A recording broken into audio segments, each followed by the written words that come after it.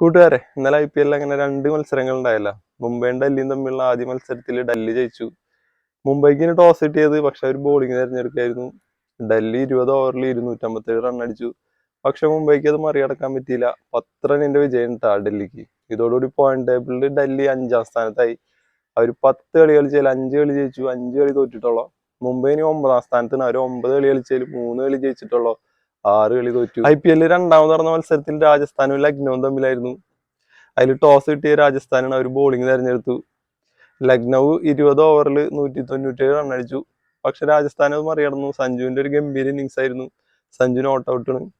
ഇതോടുകൂടി പോയിന്റ് ടേബിളിൽ രാജസ്ഥാൻ ഒരു മാറ്റമില്ല, 1ാം സ്ഥാനത്ത് തന്നെ തുടരുന്നു. അവർ 9 കളിയിൽ 8 കളി ജയിച്ചു, 1 കളി തോറ്റിട്ടുള്ളൂ.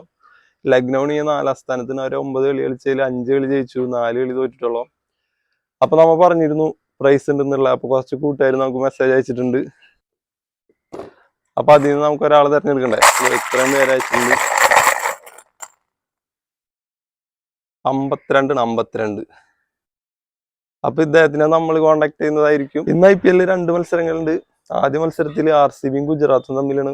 രണ്ടാമത്തെ മത്സരം ചെന്നൈയും ഹൈദരാബാദും തമ്മിലാണ്. ഹൈദരാബാദിന് പോയിന്റ് ടേബിൾ 3ാം സ്ഥാനത്തിന്. അവർ കളിച്ച 8 കളിയിൽ 5 കളി ജയിച്ചു, 3 കളി തോറ്റിട്ടുള്ളൂ. അതുപോലെ ചെന്നൈന് 6ാം സ്ഥാനത്തിന്. അവർ കളിച്ച 8 കളിയിൽ 4 കളി ജയിച്ചു, 4 കളി തോറ്റു. അപ്പൊ കൂട്ടുകാരൊന്ന് പ്രെഡിക്റ്റ് ചെയ്തു ആരെ ജയിക്കാന്ന്.